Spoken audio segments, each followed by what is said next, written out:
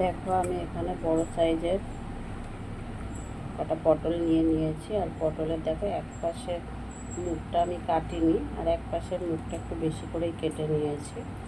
আর পটলটা আমি গাটা দেখো চেঁচে নিয়েছি, পরিষ্কার করে চেঁচে ধুয়ে নিয়েছি। আর আজকের আমি বানাবো হচ্ছে পটলের দোরমা। পটলের দোরমাটা বানাতে গেলে ভিতরে যে পুরটা দেব, সেই পুরটা কী দিয়ে বানাবো সেটাও দেখাচ্ছি।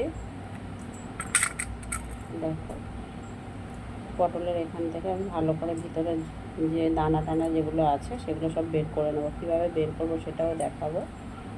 তো চলো আগে আমি পটলের ভিতরে যে পুরটা করবো, পুরটা বানানোর জন্য আমি কি কি পেস্ট করি সেটা আগে দেখিয়ে দিই।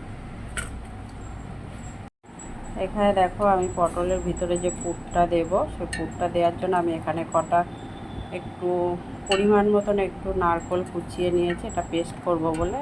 আর একটু কুচিয়ে না দিলে পেস্টটা ভালো হয় না। আর এটার মধ্যে আমি দেবো, দেখো একটু পোস্ত দেব, কয়েকটা কাজু দেব, আর এখানে দেব একটু চালমগজ। চালমগজ আমার বাড়িতে বেশি নেই বলে অল্প একটুই দিলাম। আর একটা কাঁচা লঙ্কা দেব। এটা দিয়ে আমি ভালো করে পেস্ট বানিয়ে নেব। পেস্ট বানিয়ে তারপরে দেখো আমি পুরটা দেব। এদিকে দেখো আমি পটলের ভিতর থেকে যে দানাগুলো এই চামচের সাহায্যে বের করে নিয়েছি। একে একে সব বের করে নেব। বের করে তারপরে আমি পুরটা বানাবো। দেখো আমি পটলের ভেতরে পুরটা দেওয়ার জন্য এখানে কড়াই তেল গরম করে নিয়েছি। আর এর মধ্যে আমি যে পটল থেকে যে দানাগুলো বের করে রেখেছিলাম, সেই দানাগুলো আমি দিয়ে দিচ্ছি। পটলের ভিতরে দানাগুলো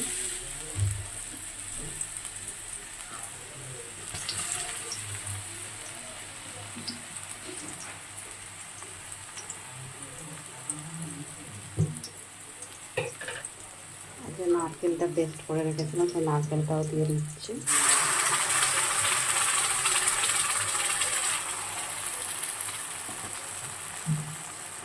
ভালো করে ভাজা ভাজা হবে, তারপর নামাবো।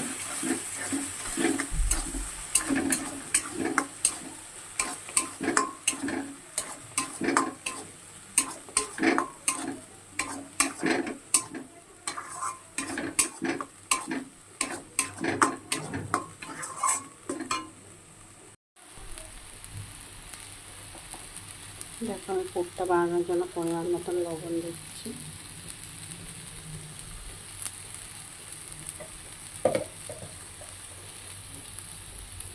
হলুদ দিলাম,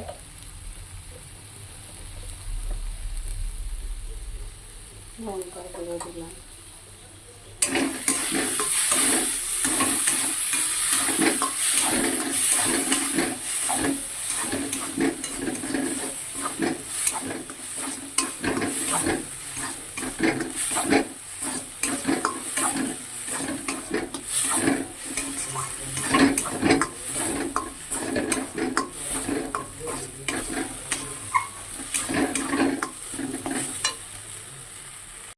যে নারকেলের পুরটা আমি কড়াতে দিয়েছি, দেখো ভাজা ভাজা হয়ে এসছে। এবার আমি এতে একটু চিনি দেবো।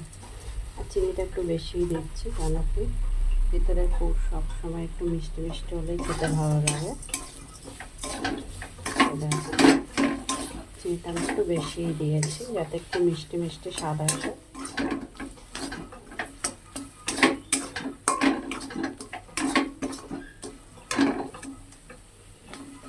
আর একটু হলে নামাবো।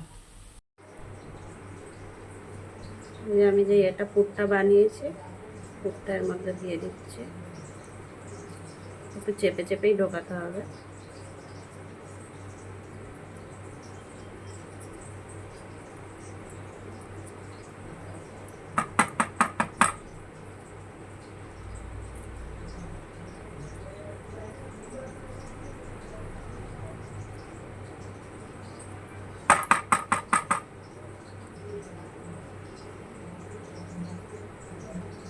এইভাবে সবগুলোতে ঢুকিয়ে নেবে ভালো করে।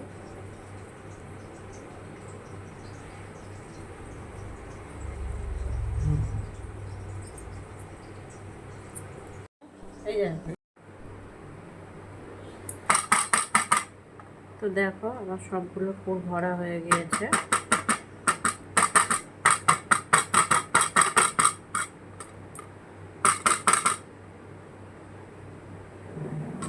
আর আমি এখানে একটু বেসন দেখো শক্ত করে করে নিয়েছি, এই পুরটা যাতে বেরিয়ে না যায় সেই জন্য এই পুরের ভিতরে এভাবে দিয়ে দেবো, পুরটা যাতে বেরিয়ে না যায়। দেখো, তো চলো এবার রান্নাতে যাব। দেখো এখানে আমি কড়াই তেল দিয়ে নিয়েছি পটলের দোরমাটা বানানোর জন্য। তেল গরম হয়ে এসছে, এবারে আমি দেখো সব বেসন দিয়ে কিন্তু এ করে নিয়েছি যাতে বেরিয়ে না যায়। একে একে সব ছেড়ে দেবো।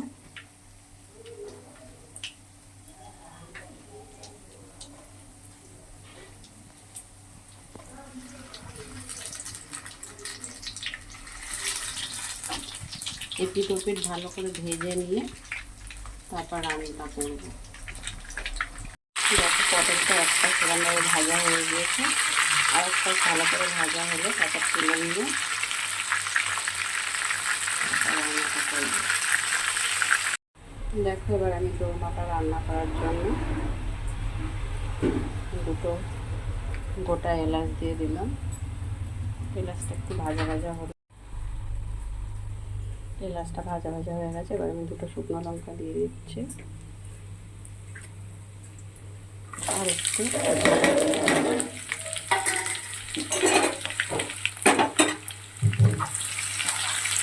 পেঁয়াজটা ভালো করে ভাজা ভাজা হবে।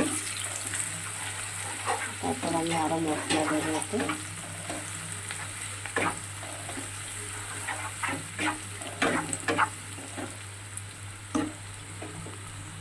দেখো আমার পেঁয়াজটা বাটা বাটা হয়ে ভাজা ভাজা হয়ে গেছে। এবারে আমি 1 চামচ জিরে বাটা দিলাম, আদা বাটাটা একটু পরিমাণে বেশি দিলাম 1.5 চামচ।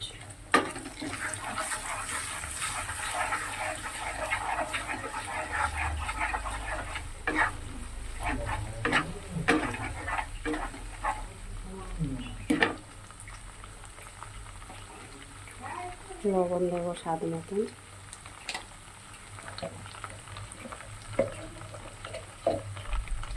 হলুদের গুঁড়ো দিলাম পরিমাণ মতন।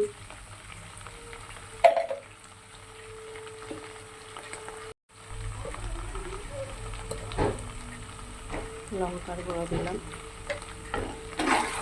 লঙ্কার গুঁড়োটা হচ্ছে ঝালটা হচ্ছে যার যার নিজের উপর হয়, যারা যেমন ঝাল খায়।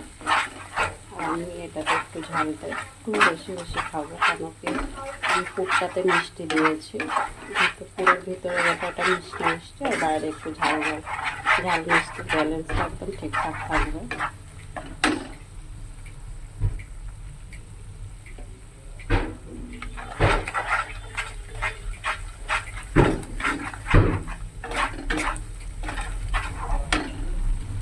আর আমি যে নারকেলের পেস্টটা বানিয়েছিলাম পুরটা বানানোর জন্য, ওর মধ্যে থেকে একটু ছিল, সেই জলটা আমি একটু দিয়ে দিচ্ছি।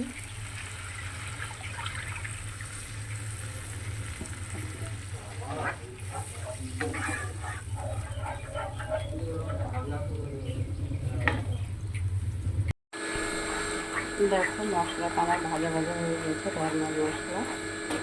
পটলের ডালনা যদি এইভাবে বাড়িতে বানিয়ে খেতে চাই তো এই ভিডিওটা ফলো করো, সুন্দর দারুণ খেতে লাগবে বাড়িতে। পটলের রসা, পটল কষা, অনেকেই তো অনেক ধরনের পটল ভাজা, পটল পোস্ত, অনেকেই অনেক খায়। এইভাবে বাড়িতে বানিয়ে খেয়ে দেখো, দারুণ খেতে লাগবে। আর যারা আমার ভিডিওটা দেখছো তারা লাইক কমেন্ট শেয়ার করে দিও, আর আমার ইউটিউব চ্যানেলটাকে দিয়ে সাবস্ক্রাইবও করে দিও। চলো আমি দুটো কাঁচা লঙ্কা দিয়ে দিচ্ছি, সামান্য একটু জল দেবো।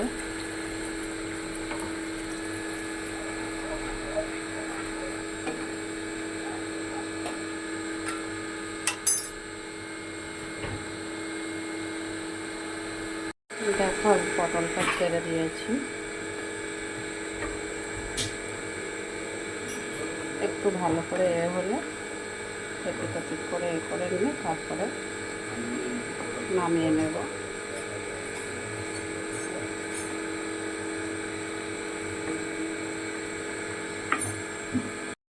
দেখো ওটা আমার রেডি হয়ে গেছে, এবার নামাবো। আর সবার শেষে একটু ঘি দেবো, ঘি দিয়ে নামাবো। দেখো আমার রেডি পটলের দোরমা।